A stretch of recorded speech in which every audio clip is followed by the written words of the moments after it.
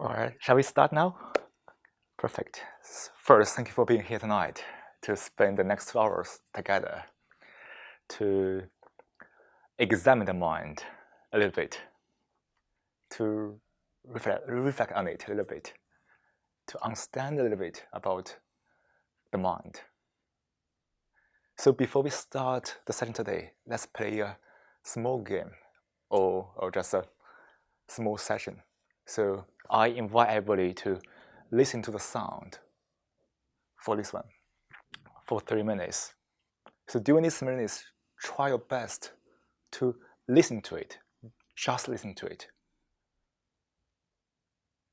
Try your best not let thoughts block you. Don't interpret any sound. Just listen to it.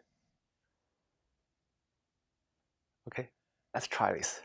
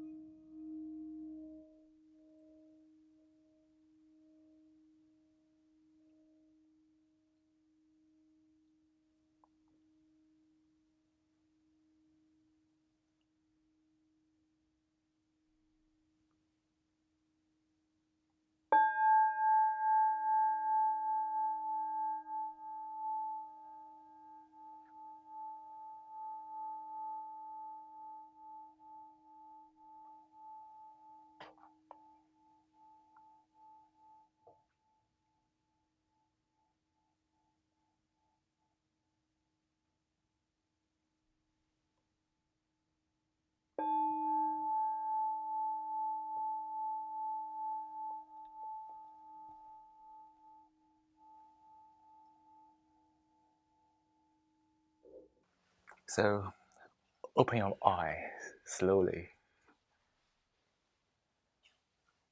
So in the past 4 minutes, we listen to the sound.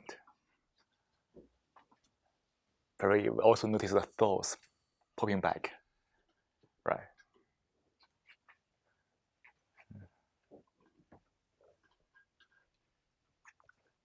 It's very difficult to listen, is it?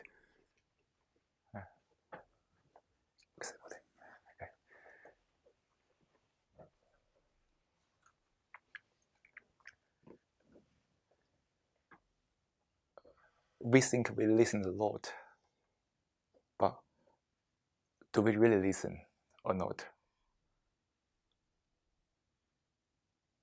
Listen to your partner, your parents, your friends, the people around you. Listen to your heart.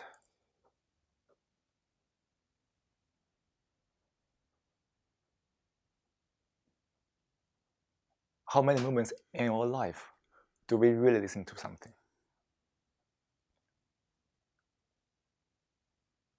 Listen means we listen to it without any thoughts, without any interpretation, without any screening or filtering.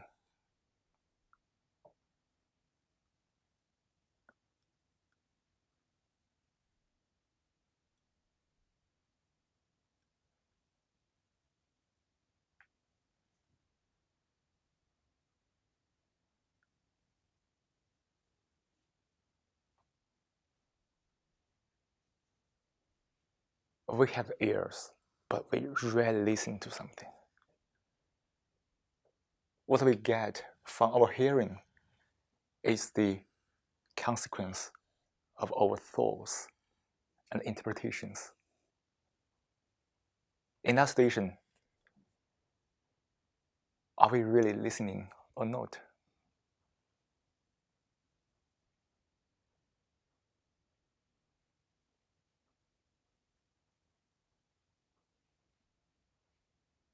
Similar to listening, are we really seeing things as they are or not? When we see a person, do we really see that person? Or we just think about the labels relevant to that person? Female, male, nationality, age, just guess. And his clothing.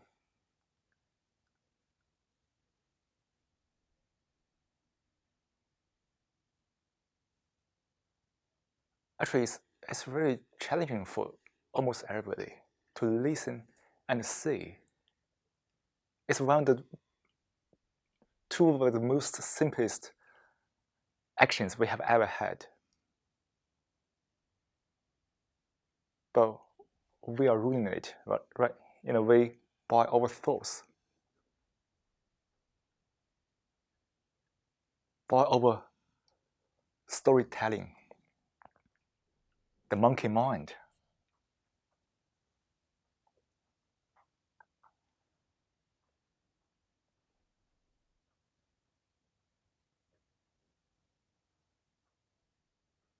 So we don't listen to others. Also not ours. We don't listen to our heart at all, do we? When we listen to ourselves, we must be very quiet. I mean, the mind must be very quiet, must be very empty, must be free from all kinds of reactions. And only in that moment can we really listen to the heart.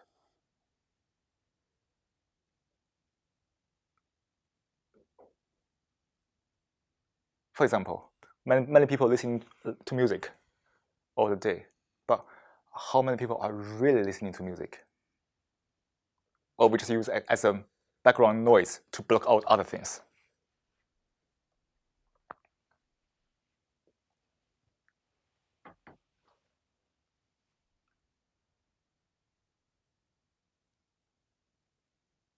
because of thoughts, we block the contact with others, but more importantly, we isolate ourselves.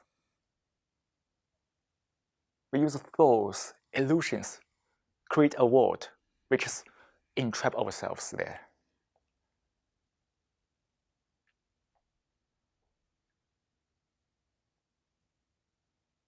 Until we realize it.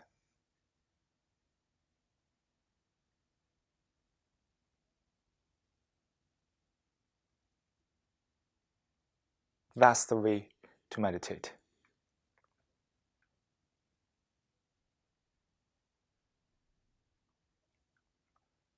Many people might be curious about what is spirituality. So when your mind is empty, the spirituality is there. It's very easy actually. As long as you empty your mind, empty your awareness, consciousness, that's the spirituality.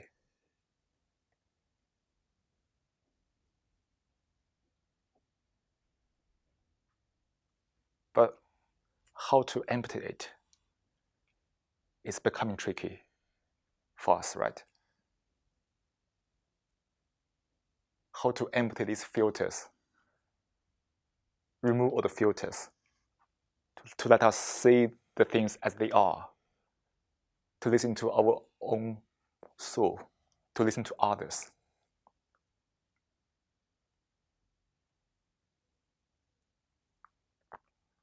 The way to reach that is meditation.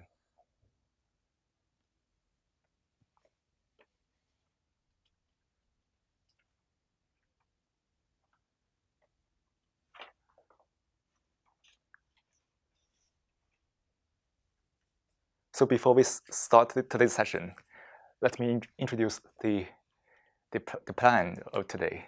So we have 4 parts in total. The first part, let's just review the meditation from different perspectives. Today we just start from the listening part. And then let's do meditation together. Still, breath meditation, or the way you find relevant to you. So whichever way you want, it doesn't matter. So let's meditate for about 10 minutes or 15 minutes. And after the second part, let's move to the third part. Today, let's talk about habits.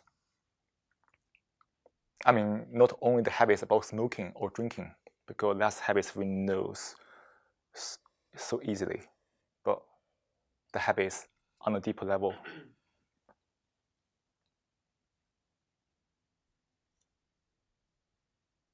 To understand, are we a brand new soul, or we are a second-hand soul as a consequence of all kinds of influences and habits?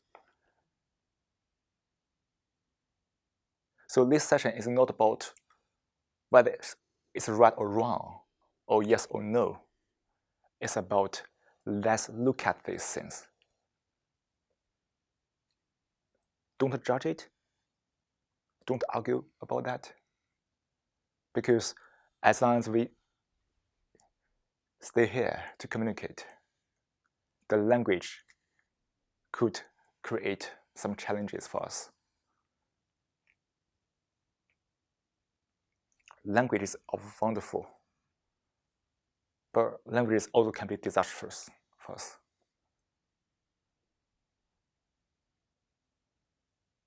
Think about that. If we don't speak languages at all, how many misunderstandings could have we avoided?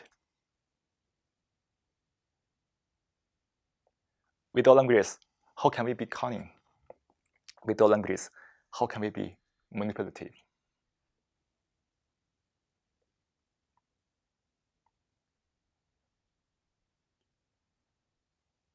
So I think everybody can feel that language can't really represent us, right?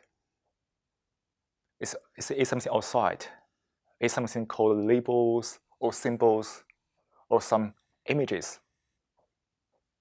But we still use it. Also here today, in this space.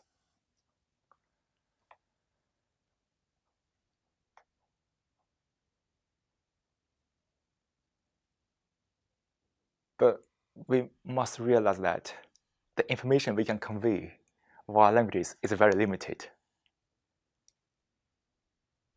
For most of the journey, it's up to everybody to feel it, to explore it. That's why we say that meditation is very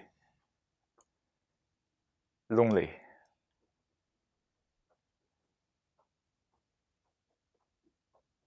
To meditate, everybody must be in solitude.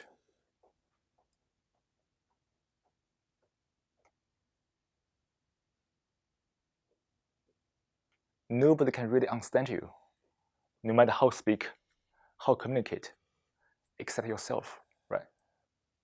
Because you can understand yourself without languages, right? You can feel your mind, you can feel it. That's a marvelous tool to communicate.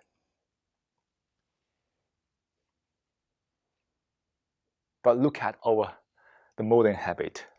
We try to interpret everything in languages.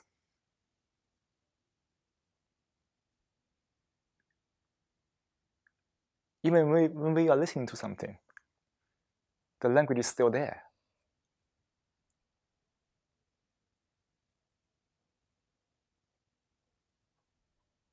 So to meditate, we must realize, be aware of the influences of all the languages we speak in our life at each moment. So into this third session about the habit, language is also the habit we are talking about. Well, it's not to dissuade you not speak language, but a way to realize the influences, the troubles triggered by languages.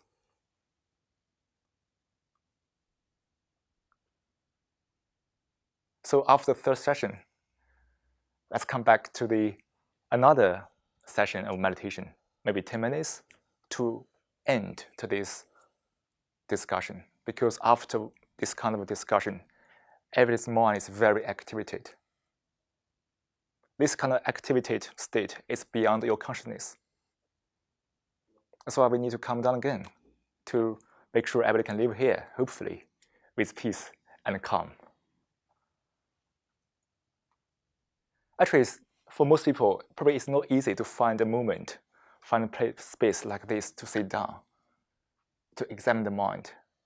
In our life, we have to pretend most of the time. But that kind of pretentiousness makes us suffer, right? Because if we don't pretend, people might react to it. So today, let's remove all the pretentiousness here. Let's look at the mind, look at the vulnerability of each mind.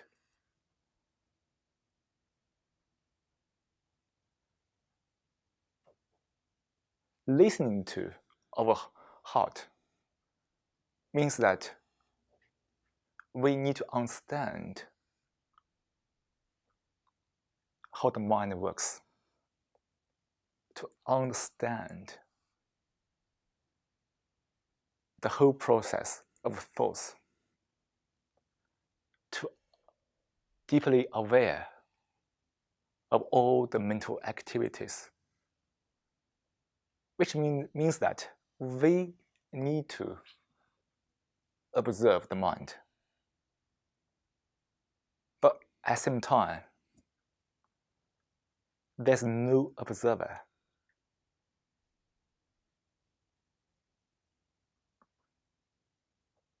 Do you get it? We observe the mind, but there's no observer.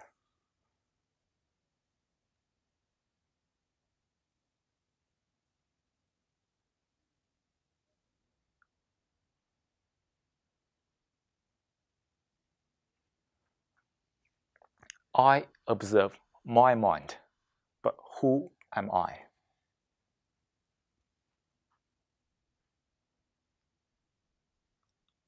Aren't I the mind?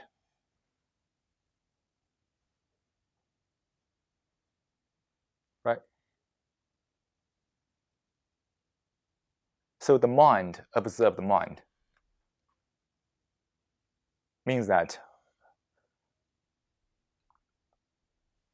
I observe the mind, but I don't exist.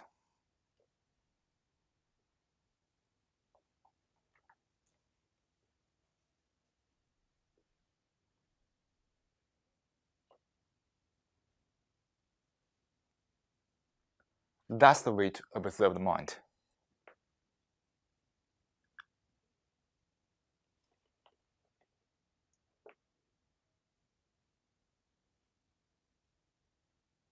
So we observe the mind, but we don't exist. Can you feel it?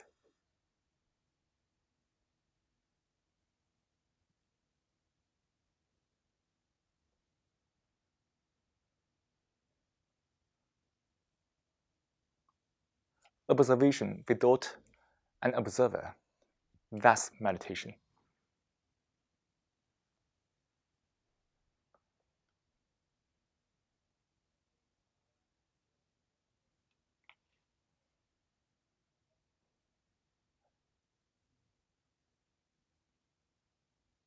But we have been used to be an observer, right? The role as an observer has been so ingrained, so deep-seated into our consciousness.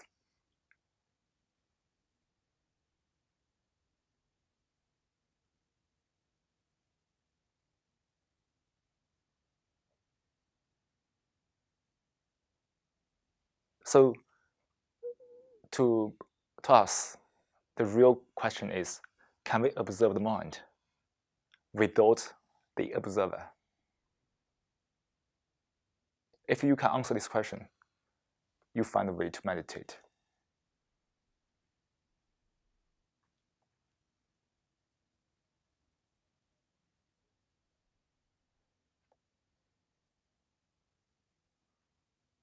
So we can say that meditation is to end the self.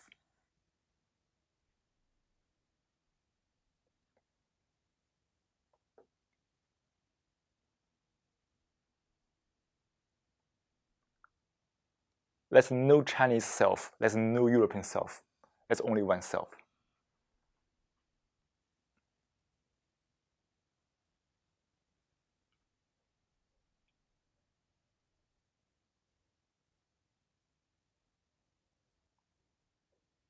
To meditate is to end that. To end that means that we are deeply aware of the self, the role of it in our life.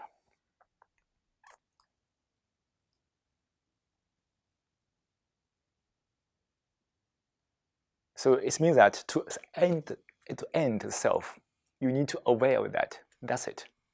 You don't need to do anything about that. You don't need to kill yourself. No. That's too terrible, is it? To meditate means that we need to be aware of it, deeply aware of the self. When you are aware of that, the self ends naturally, is it?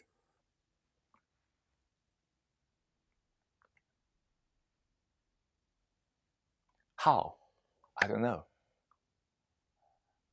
That's why we say meditation is a partless land.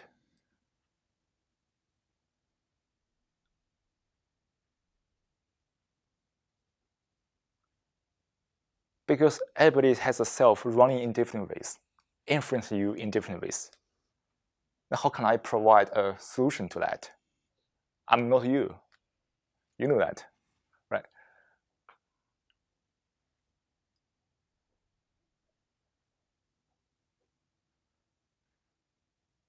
So we observe the mind without the observer. And then, from the totality of the mind, we are deeply aware of the self. That's meditation. To observe the mind, which means that we need to have a very quiet mind.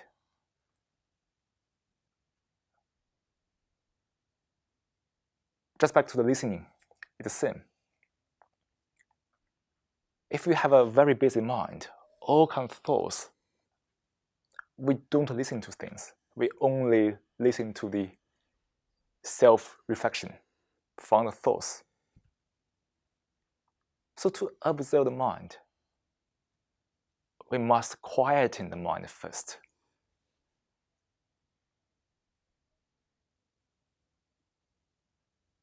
So that's why we have different approaches to meditate, like yoga, like just breath meditation, or just listen to the sound here. Or you can find your own ways to do that.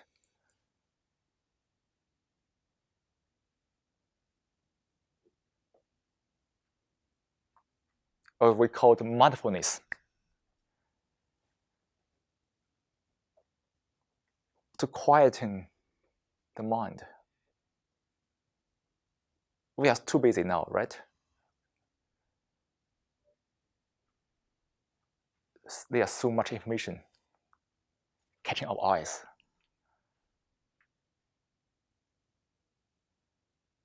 So many apps on your mobile phones, so many notifications to distract you.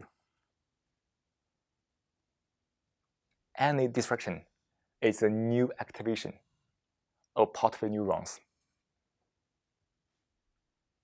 Is it? You see, everybody has this kind of very practical challenges to quieten the mind. Not only take breath meditation, but also your habits of your life.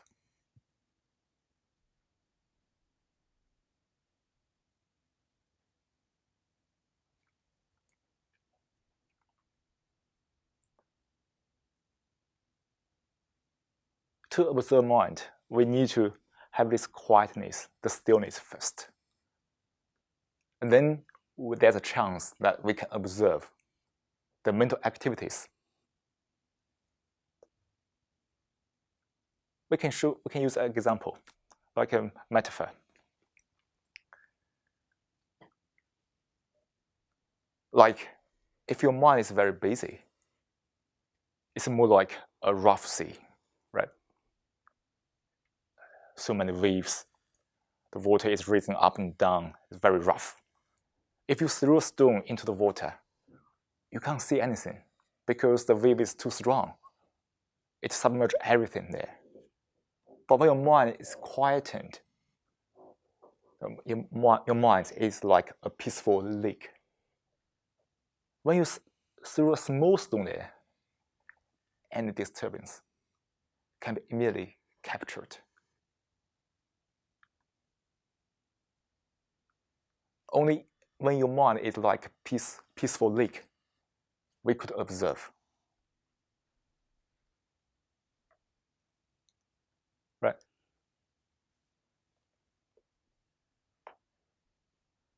So before we are able to explore our mind, to transfer the rough sea into a peaceful lake is the first step. How? I don't know. It's up to you. You know yourself best.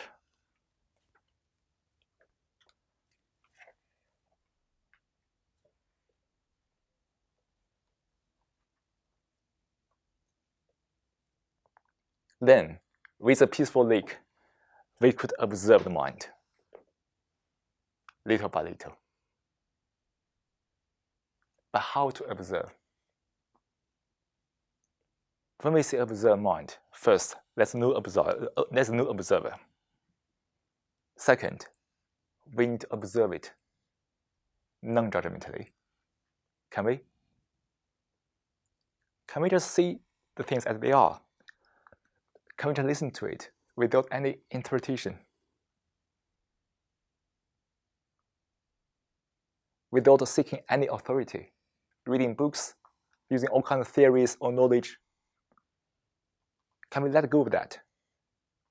Just observe it. No languages, no interpretations. At this moment.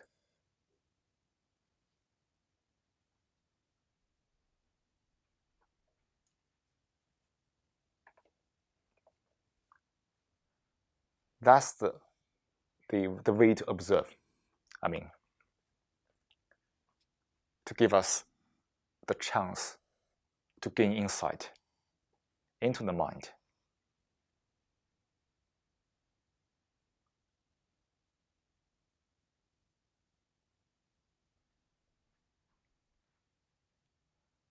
But for many of us, the challenge is the habits. We have too many habits, way too many. And most of them, we don't see them. We don't see them at all, because we are so conditioned on that.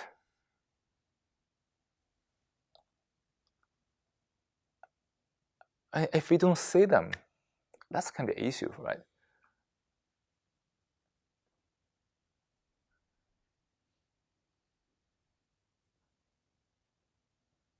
So, to observe the mind, we need to observe all kinds of habits, non-judgmentally.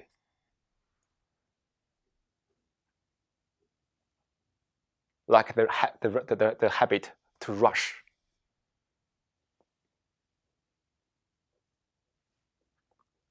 The habit to be nervous. The habit to be self-conscious. To realize that everything is a loop. Smaller one or bigger ones.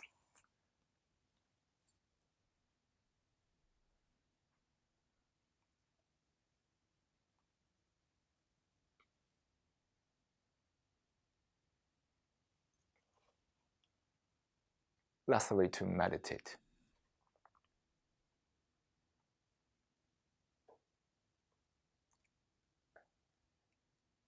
Sounds very, very vague, right? There's no very, very concrete solutions to it.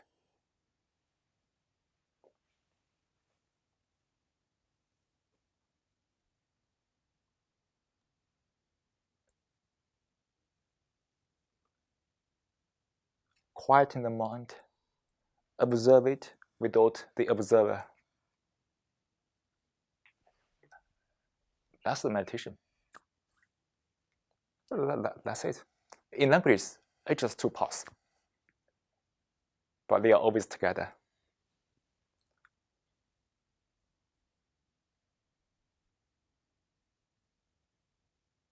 It's also Zen. The Zen meditation is also this. First part, stop your thoughts. That means quieting your mind. Second part, observe. Also observe.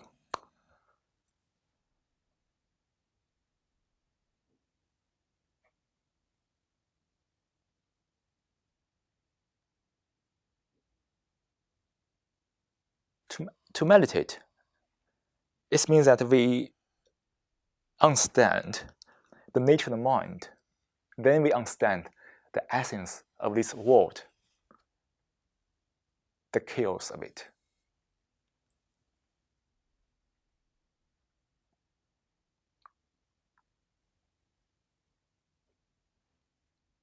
But to understand the chaos of the world, we need to experience the chaos of our mind first. Right? We can't really know what is order like until we experience disorder.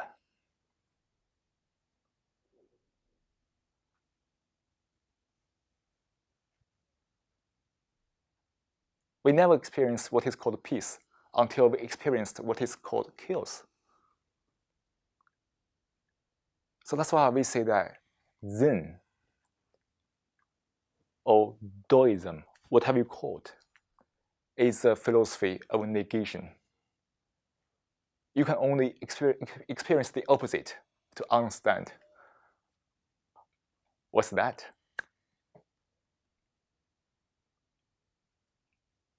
When you are very young, most people, I think, are very peaceful.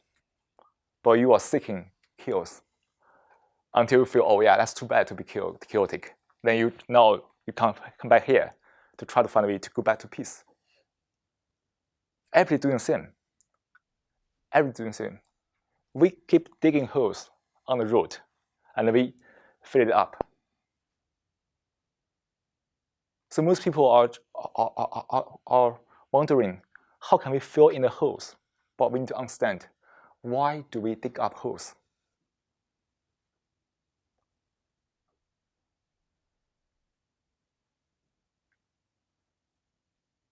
To not create new holes in the future, we need to understand the mind. The whole world is based on the mind, right? No matter which society we are in, the society has a very strong, complicated psychological structure.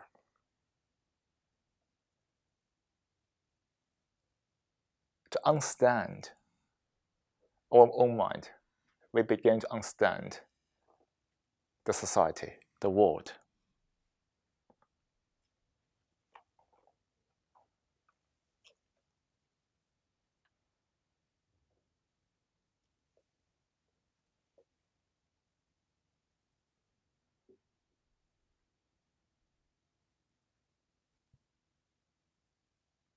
To understand this world, we have to understand how our thoughts are generated, and why we are so obsessed with our thoughts. To see our mind, the petty mind, clearly. Where does this pettiness come from?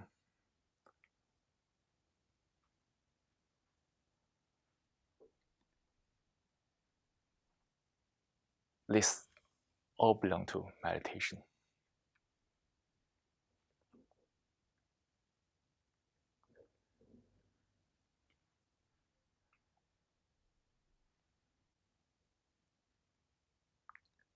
So let's try some meditation today. We still use breath meditation, but I would say it's not the only way. You find your own way. If you find it's not good for you, don't worry. You will find your own way to do that. For the second part, let's do some practical meditation. Just quieting the mind. We use breath meditation because it's easy for most people. We use breath as the meditation object because meditation is not a thought, it's a sensation.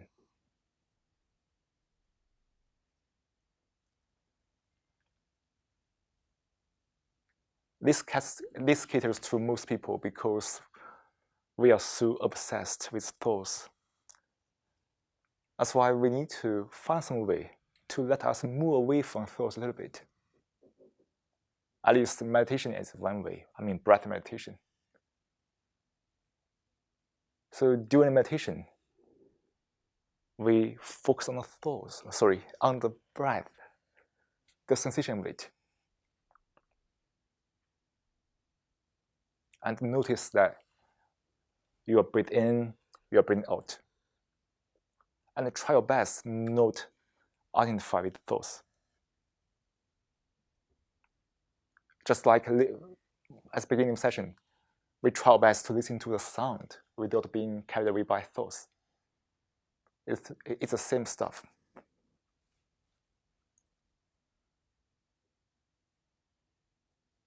So the gesture doesn't matter. You can see it in that way. That way, they're all perfect. No right or wrong ways.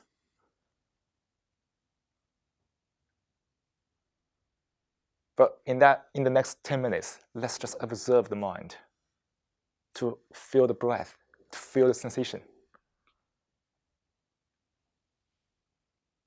You don't need to refuse the thoughts, because thoughts is the activities of your neurons, which is beyond your consciousness.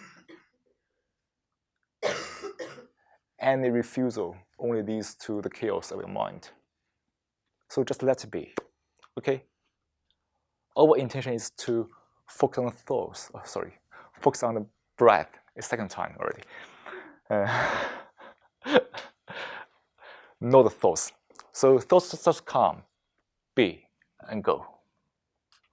We don't care about that. Don't care. That's very important. Don't care about thoughts. If you refuse it, you care about it, right? So don't care about that, but try your best to focus on the breath.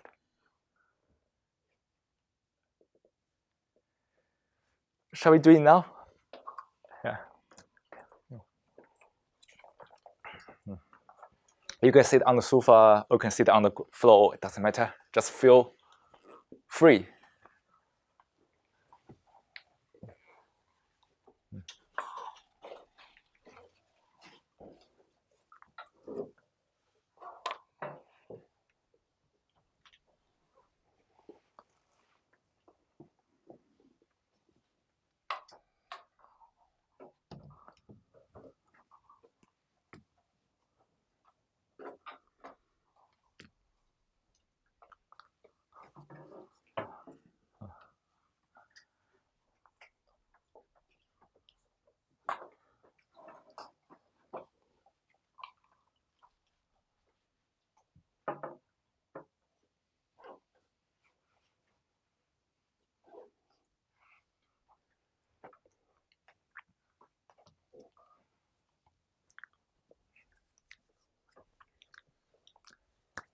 So let's do a 15-minute meditation. Actually, I'll give you the hint. It might be a distraction. Forget what I said. Okay, let's just do meditate about for a while. Okay. Shall I turn off the lights? Like we can enjoy the darkness a little bit. Shall we? Okay. Perfect.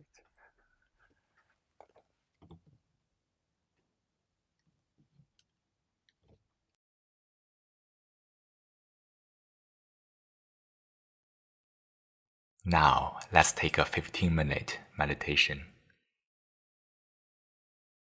Start by taking a moment to find a comfortable position to sit, in a posture that you feel relaxed and get alert. Let the hands rest on your knees or laps.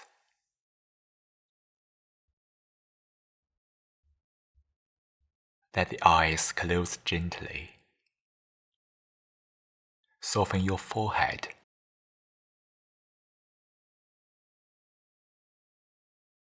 Act a soft smile in the corner of your lips.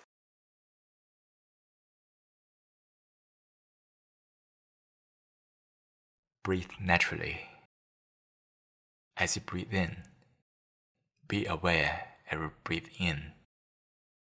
Feel the sensation of breathe in. As you breathe out, be aware of breathing out. Feel the sensation of breathing out. Fix your attention on the breath.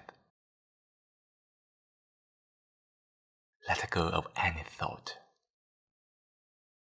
This moment, nothing is more important than breath.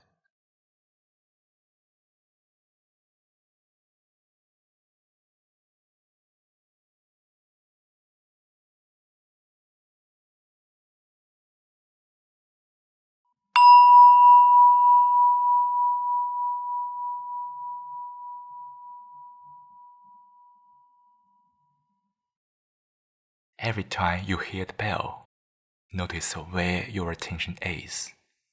If it wasn't on the breath, gently invite your attention back to the breath and try your best to sustain your attention on the breath.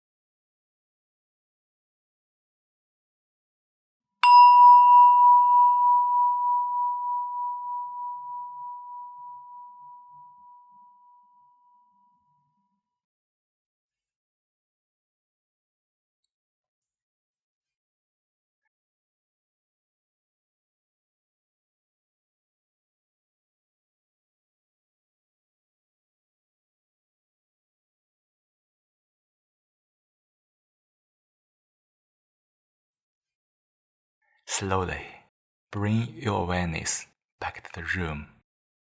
Feel into your body. Wiggle your fingers and toes. When you are ready, open your eyes.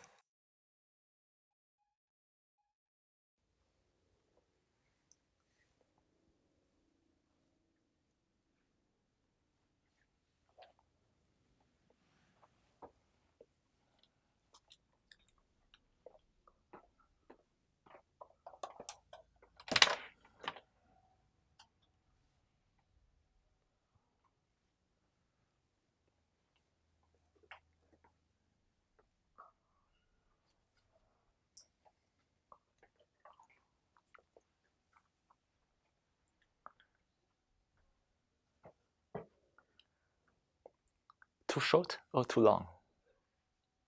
Too short. Too short.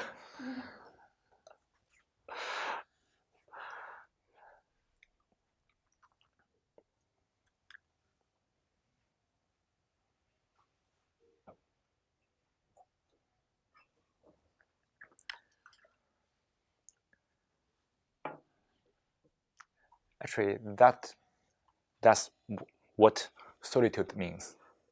Solitude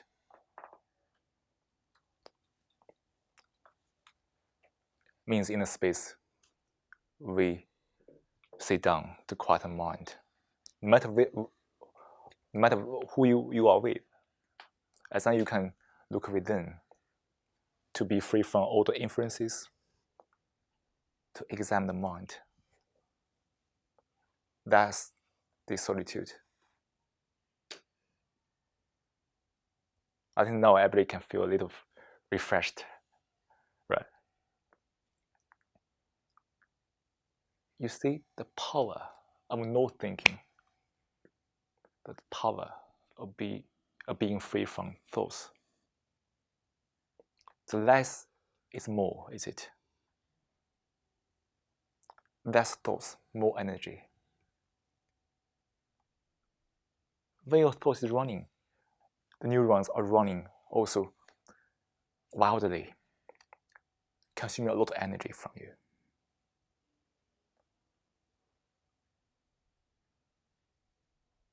When we are free from thoughts, free from reactions, isn't it the freedom? The true freedom, if there's one.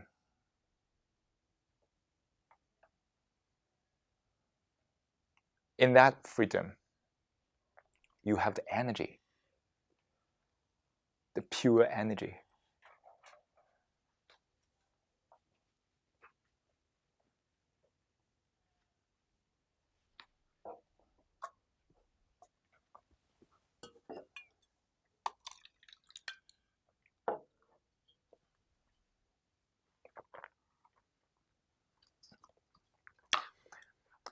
This world cares about freedom too much in all kinds of forms. Freedom of politics, freedom of education, freedom of speech, freedom of marriage. But if you don't have the freedom from within, any freedom is only a label, is it?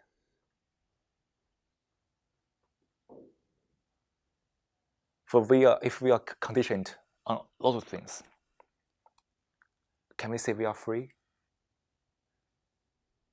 If we have a lot of reactions to a lot of things, can we say we are free? If we are always daydreaming all the time, can we say we are free?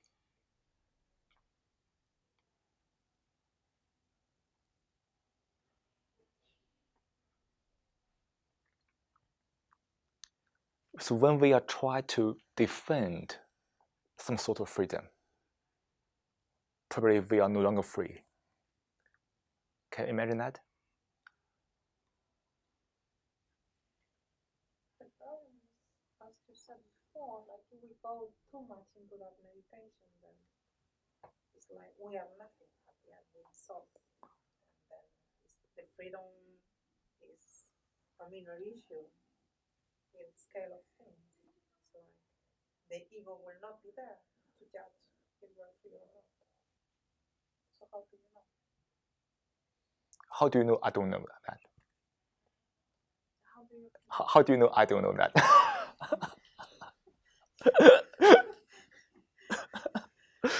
You see, you mentioned a very famous quote from Zhuangzi. Do you know Zhuangzi? Zhuangzi is a very famous Chinese ancient philosopher who lived about 2,400 years ago. So there's a story, also very similar to this. So one day, he just went to the riverside with his friend Huizi, and he told Huizi, "You see the fish just going up and down? The fish is very playful. The fish is enjoying himself."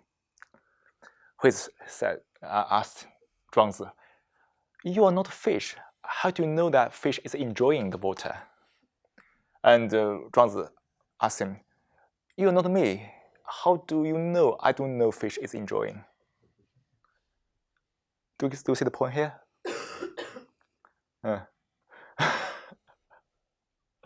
So that's also what we call the magic of philosophy, the magic of the human minds, because this part is very counterintuitive.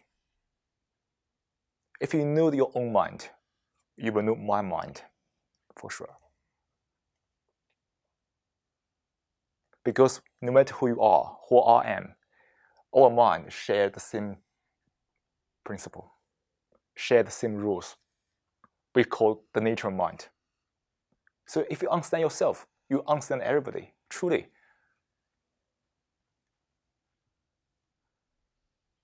But if you don't understand yourself, you don't understand others as well. Because you see, we have such habit, not habit, it's a nature, is that our communication is always self-reflective. When we talk to others, we always project ourselves on others. Do you notice it in your life? You assume things based on your observation. So you just assume other people in that way. So our communication is always in this way, self-reflective. If we base something not very proper, like we have a lot of different biases, judgments,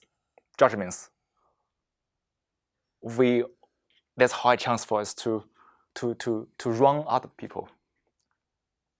And that's why sometimes we also feel wronged during the communication, because other people also heap their assumptions on us. Because everybody projects themselves on others.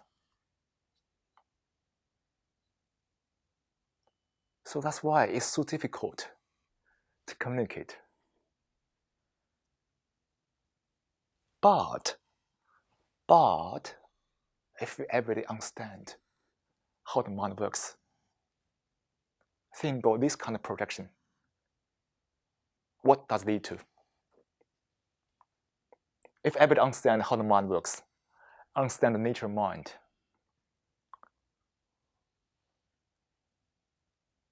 this self-projection become wisdom, is it? Because you understand yourself, you understand others as well.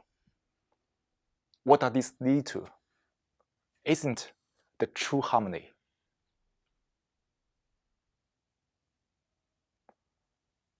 But look at the world now, how divided it is. Because of different way of self-projection, we divide people. We only stay in a group with people who can self-project it properly, similarly, then we can feel comfortable.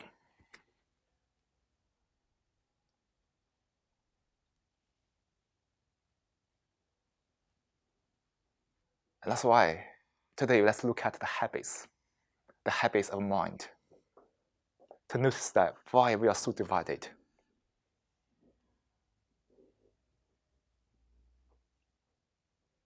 Why everyone is so isolated.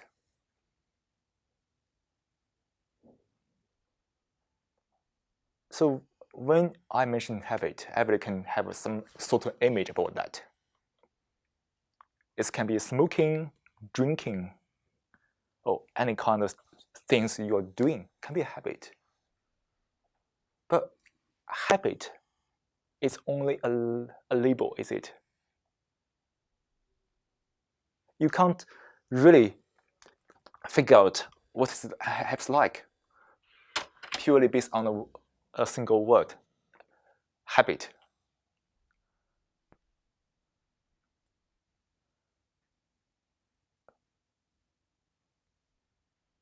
What is habits anyway? I still want to ask.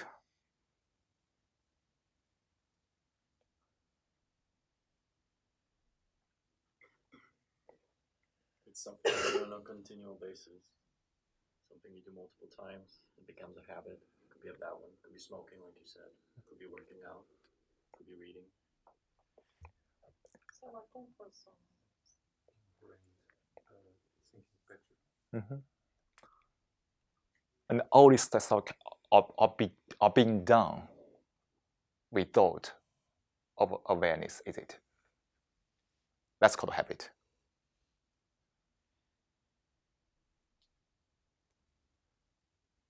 Like when I say a habit, when you listen to this word, your reaction to this word, isn't it a habit or not?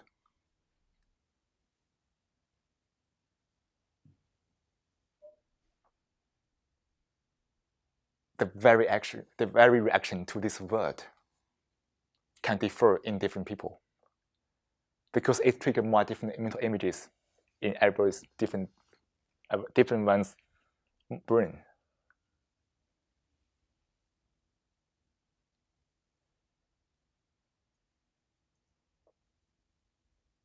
So your reactions to what I said, each word, each sentence, can they be a habit or not? So in that sense,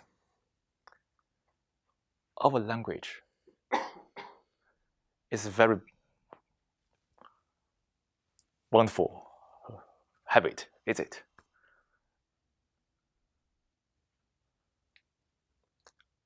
We just react to it automatically, very, very fast. It's so fast to make us believe that it's part of our brain. Is it? It's very contradictory, is it? We talk about habit. No, you are listening to me. And the reaction is a habit.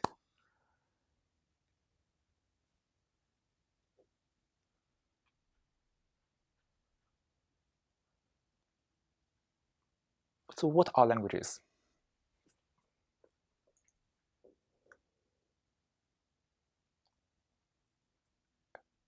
Isn't a bunch of symbols and combination with it in a way like we call it grammar.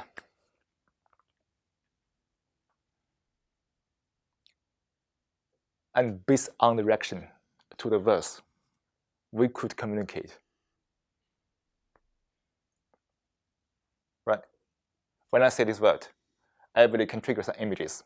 It might be different, but it's similar, basically. So we can make some kind of a compromised communication.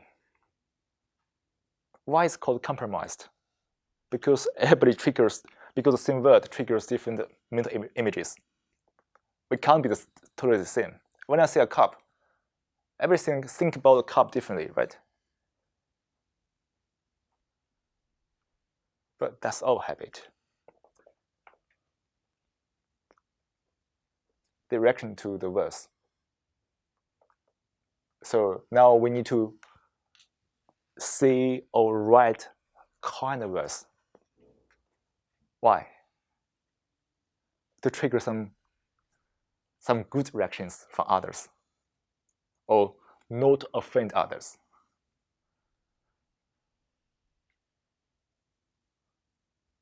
But even people still use kind of verse, we can still get offended.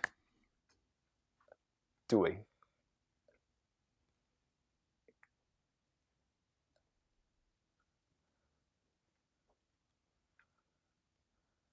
We call it microaggression or whatever.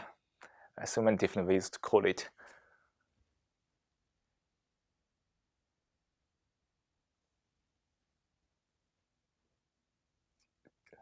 Does everybody see the patterns of the mind when we react to the verse? When we are offended by a verse?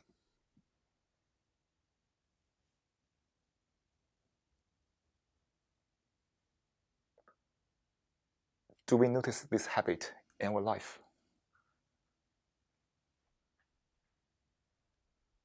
Do we notice that we begin to ruminate based on the verse we receive from others?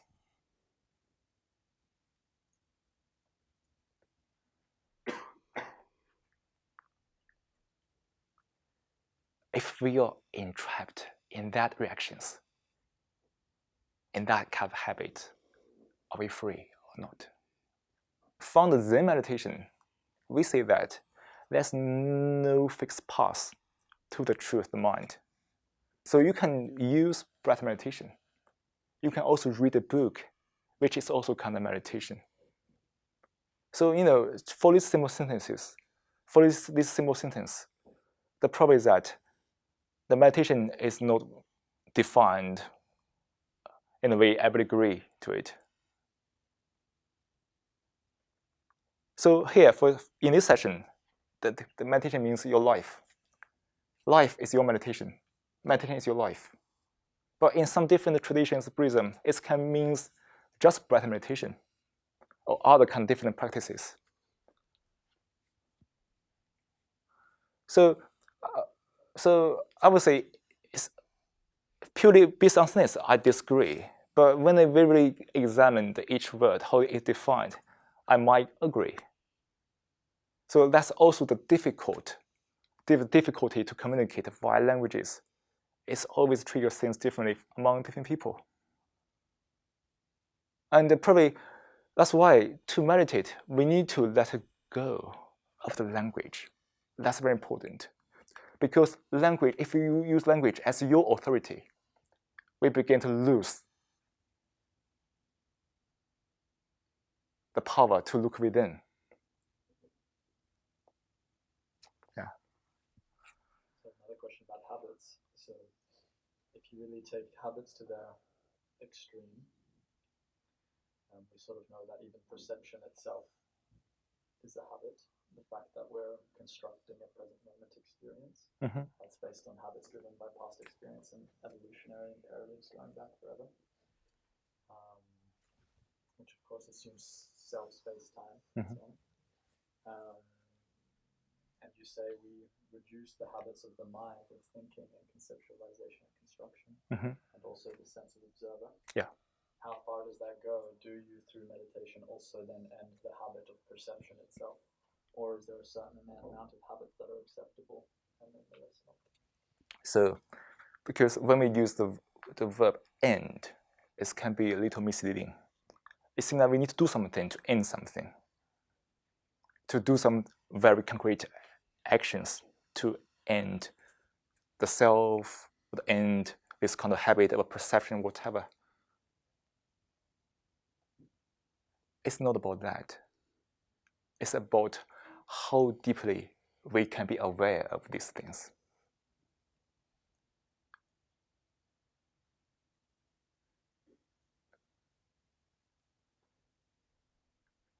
To end the habit is not to do something to change the habit, but you just aware of it. So meditation means that we need to be deeply aware of something. Now, how deep do you want to be aware of is up to you. But the deeper you are aware of something, the more truth you will find about the mind. And that awareness will change you. That's also means, so in Zen meditation, or what have you called?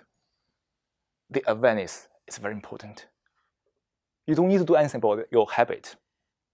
But when you're aware that your habits have been changed, because your habits is some neurons of the mind, your awareness is also the neuron in the mind, which is beyond your consciousness. Yeah. So then my follow-up would be, I like your answer very much, brother. You can be aware very superficially, or you can be aware in a very deep way. And sometimes being aware in a very deep way requires prolonged practice, for example, to see the constructed nature of perception, self, and these sorts of things. So it seems like on the one hand, yes, it's just about being aware, but also, in a way, you do need to end the habit of perception to see how it happened. Otherwise, it's an assumption it's a habit that happens pre-awareness. So, because I don't have that kind of terms, it can be difficult to just respond to you by list of terms. But the thing is that, so it's really dependent on what kind of practice you're doing. Like in Zen meditation, so actually, so no matter which of you are doing, if you quieten your mind enough, and you give your attention on the mind enough, this deep awareness just comes naturally. But the thing is that how quiet we can make our mind is like we have a lot of reactions from our daily life, languages, all kinds of habits. Any reactions only triggers our neuron to work. So to make our mind quiet, we need to make sure less neuron paths are running through the head.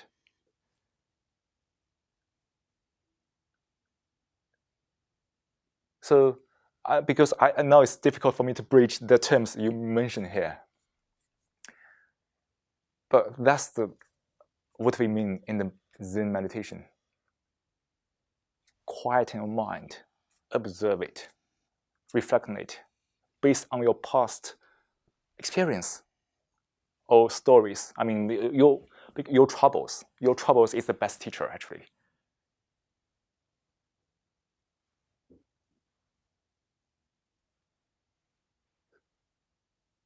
So everything is about the awareness, the habits.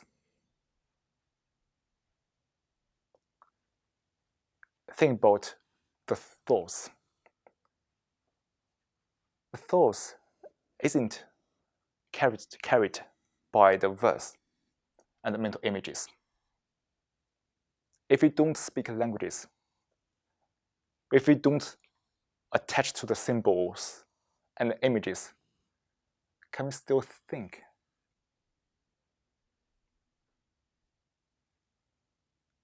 Many people think that think is something internal. Is that really true or not? Thinking is something internal or external.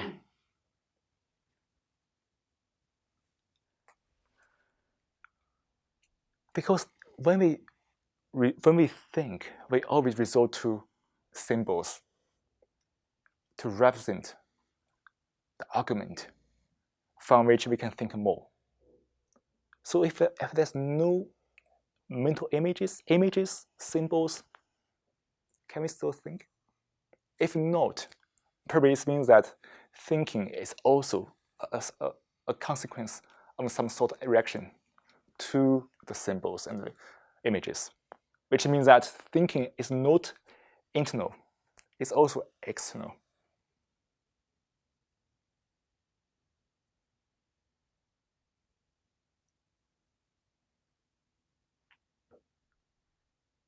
You see, our habits, it's just some kind of reactions to something, so to speak. And these habits deprive us of the peace and the quietness in the mind.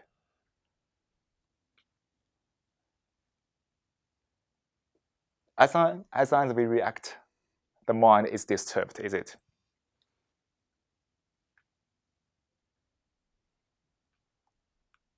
And then we develop some kind of a pleasure, some new reactions to some other reactions to like feel pleasant.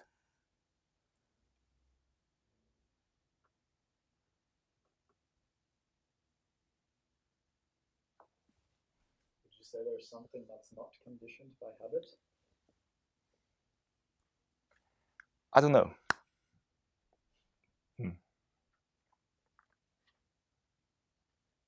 I don't know. But I know we are conditioned.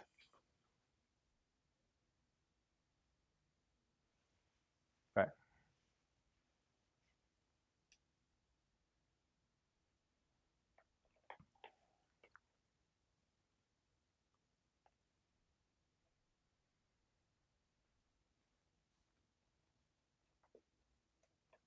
It's very tricky to talk about habits, right?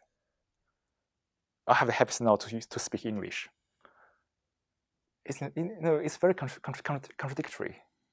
I communicate with you here via languages. At some time, we are questioning the habit of that reaction to the verse, to the symbols, our thoughts, our pleasure, our pain.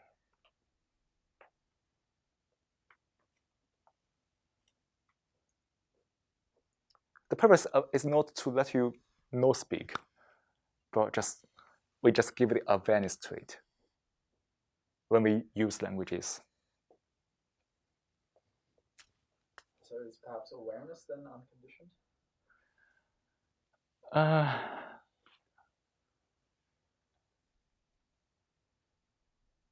I don't know. I have to say I don't know. Yeah.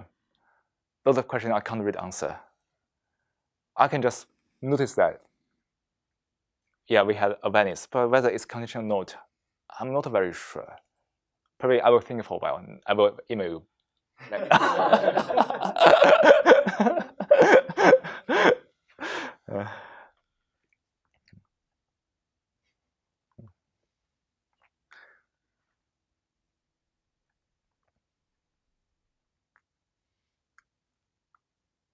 So notice these habits to which level you want is the way to meditate. Aware of it, just be aware of it. Means that you don't say, oh yeah, it's a bad habit. Oh, it's a good habit. We don't say that. We just always, oh yeah, that's my pattern. I always rush. I'm always angry with anyone. I'm always. Huh? It is a habit, even if we don't have to judge. It is a bad habit that we can eventually need to swap with a good habit.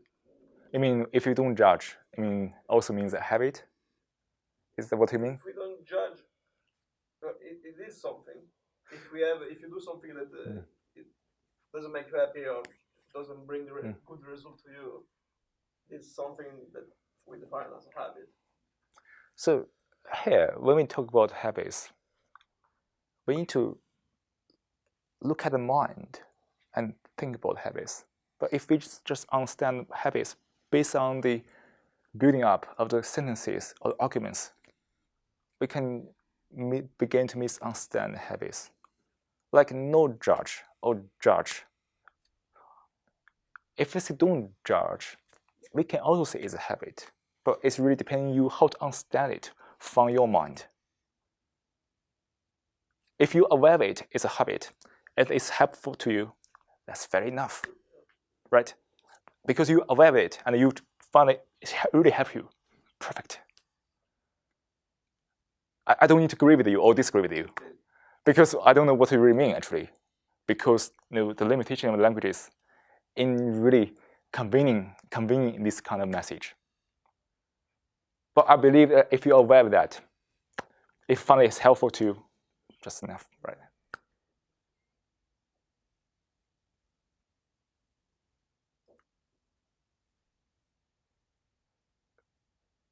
So notice the patterns in our life. If some patterns make you suffer, I guess this awareness just give you the solution.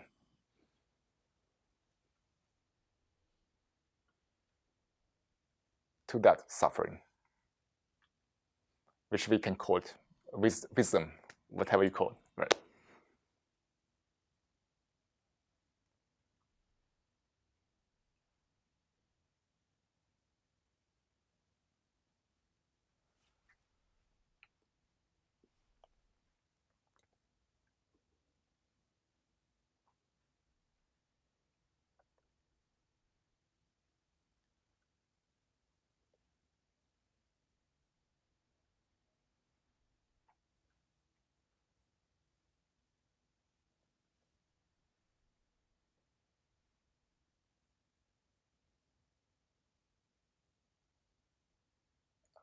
Notice the way of thinking, the habitual thinking.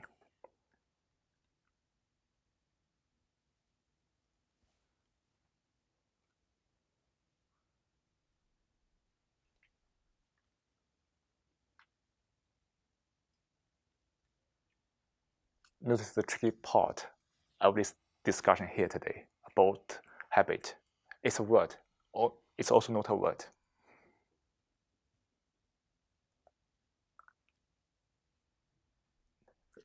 Deeply aware of the communication between people is full of assumptions, full of self-projections, full of miscommunication.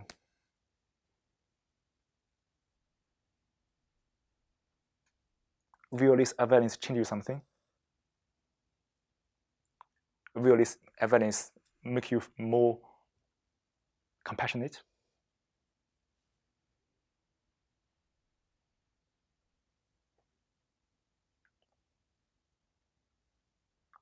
Will those awareness help you understand other people's suffering a little better?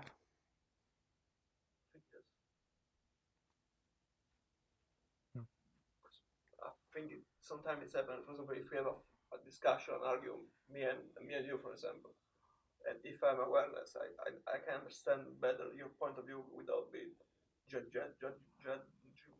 Sorry, English is not my first language as well. So I think yes, we can understand better the point of view of the other person, of the other, whatever it is. So let's argue, not to argue, is it?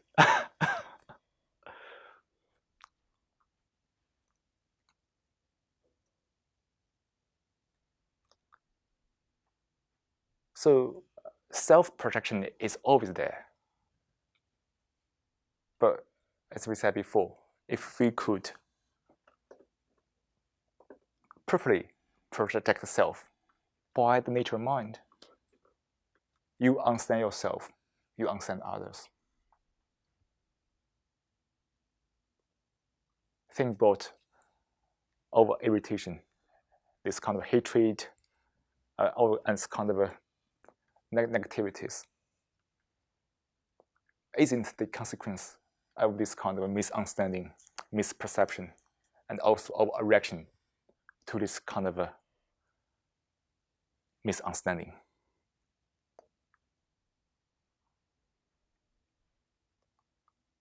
When your mind is really quiet, free from reactions,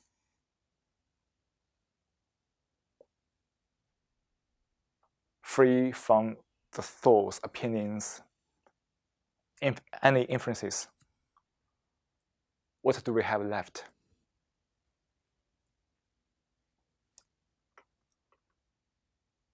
Isn't the love, the compassion, the compassion?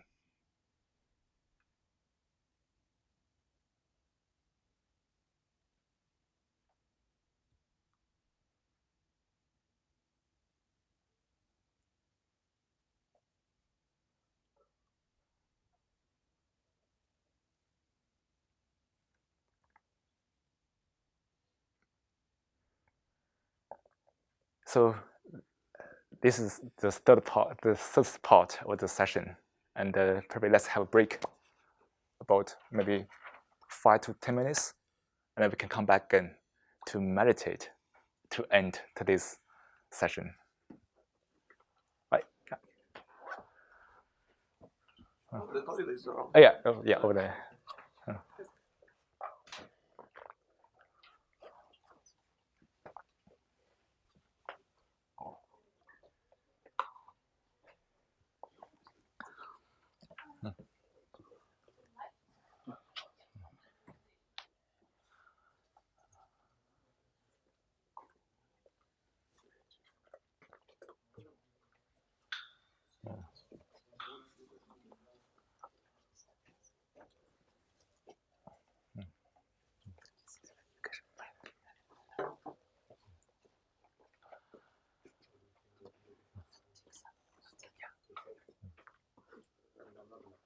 Oh no, it was a question, so I don't know the answer to that.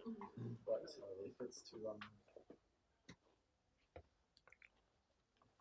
fully understand the mind, then you need to understand all its habits. Like perception itself is a habit. So to be fully aware of the nature of mind is to be fully aware of also the constructed nature of perception itself in time and space. Yeah, but perception is not just about your interpretation of the world, but it's also about your words and your all we get is sensory impressions on our sheets, so lights are not that, right? Vibrations, exactly. which are just electricity and then interpreted into an image. So it is really. Yeah. But what I'm trying to say is that after I started to practice meditation, I realized that we filter a lot of things without being aware of that. And when you try to, let's say, stop thinking, you realize that there are more smells, more sounds, more of everything than what you were perceiving before. So while trying to figure something out, you actually receive something else. So I see meditation as a journey through trying to stop everything. So you start from something, you realize that there is something else, you try to release that extra sensory information that is coming, and I don't know what actually happens. I don't know if it's possible, but in my opinion, meditation sometimes actually enhance the perception because it stops those filters that automatically remove the personality stuff. I think the difficulty is that everybody understands the perception differently. Sometimes it's difficult to communicate. Yeah. I mean, you mean your version 8. You mean your version 8. Because for these kind of But different. I agree also with what he said. It is true. Yeah. But I would just add the thing that even sensory perception is filtered. So there is no end to filtration because it's filters all the way down.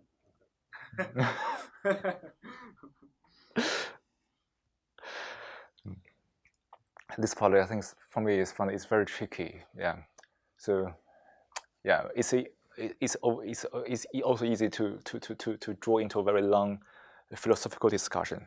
But then we also into the game of the thinking, which is also get distracted from the mind itself. So yeah, that's the nature of the mind. Yeah, we can communicate, but sometimes if we come too much, it's become miscommunication. The less is more. So in chat, exploring the nature of mind through philosophical discussion. Exactly. I know in ancient China about the Zen meditation, we call it no text. So that's why there's no textbooks, no any writings. Only teach people by people. Because at that time, people think that if we write down, people just misunderstand it after 1 or 2 generations. The same concern of Socrates. Yeah. That's why I never wrote a book. So now, as I know, that's a lot of research going back to the ancient time to study the ancient Buddhism. I think it's not very helpful because the ancient text is really way beyond us, and understand that it's only kind of a pleasure from doing that as a hobby, not to really help us to understand how the mind works. But that's why Buddhism is a very big branch in different world, in different traditions. But I think that also means that there's no unique path to the truth. Everybody can get it via different paths.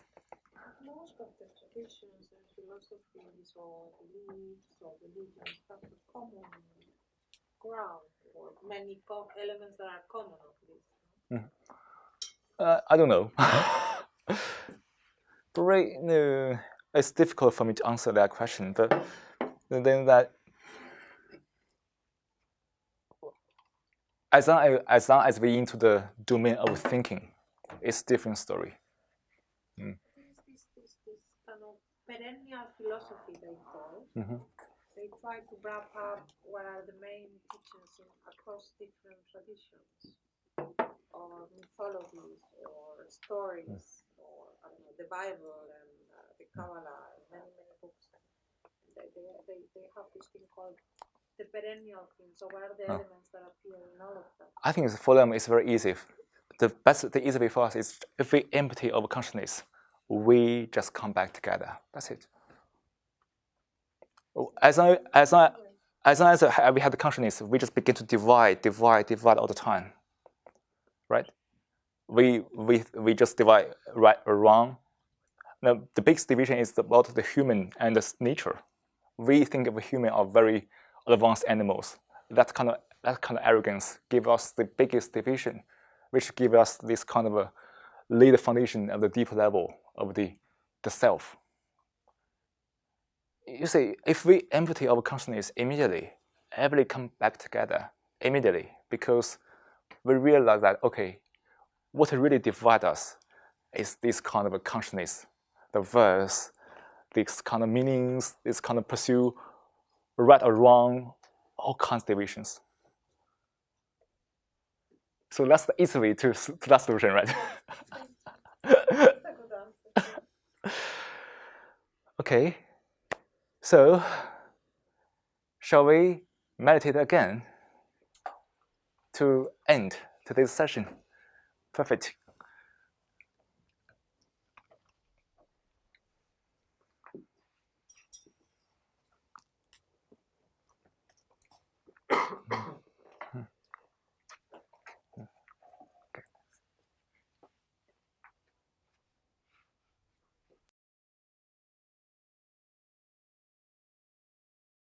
Now, let's take a 10-minute meditation. Start by taking a moment to find a comfortable position to sit, in a posture that you feel relaxed and get alert. Let hands rest on your knees or laps.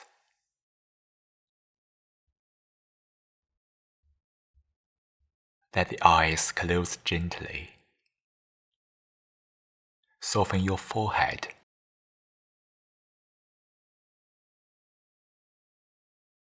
Act a soft smile in the corner of your lips.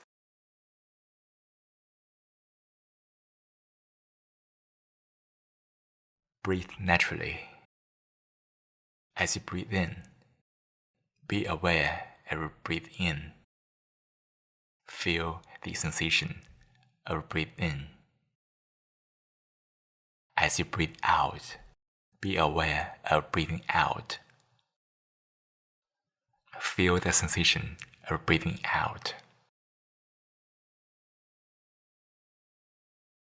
Fix your attention on the breath. Let go of any thought. This moment, nothing is more important than breath.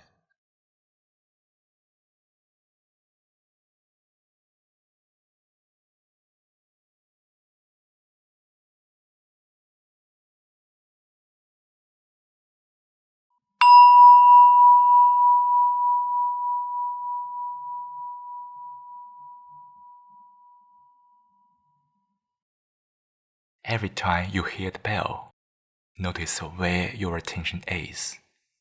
If it wasn't on the breath, gently invite your attention back to the breath and try your best to sustain your attention on the breath.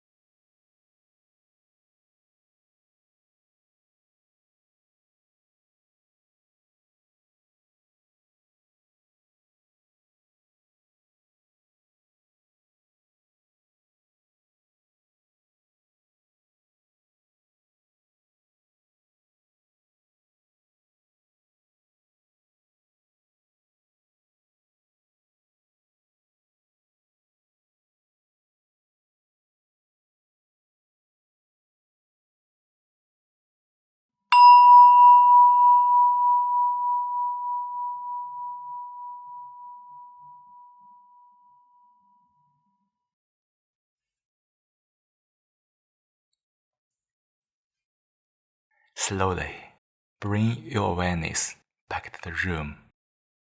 Feel into your body. Wiggle your fingers and toes.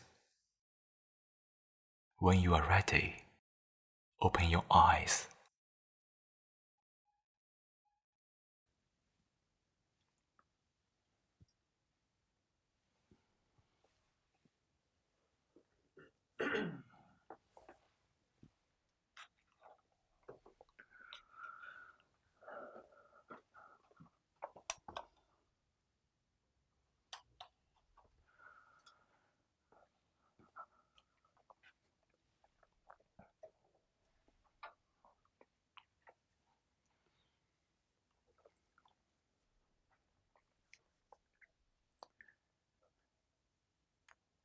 So I hope everybody forget tonight.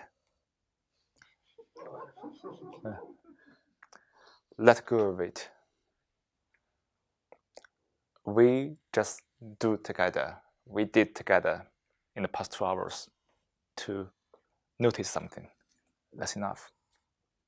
If you hold it on your consciousness all the time, it's a burden.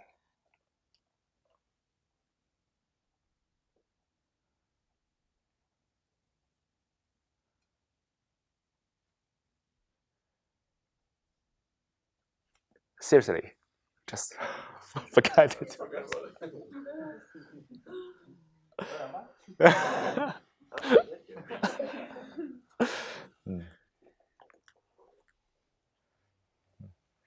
And I wish everybody a good day, a good week. And nothing matters for your life, right? For my life, it's also nothing matters except the mind. There's only one thing we can be really serious about. That's the mind. And thank you, and hopefully see you in the future. Yeah.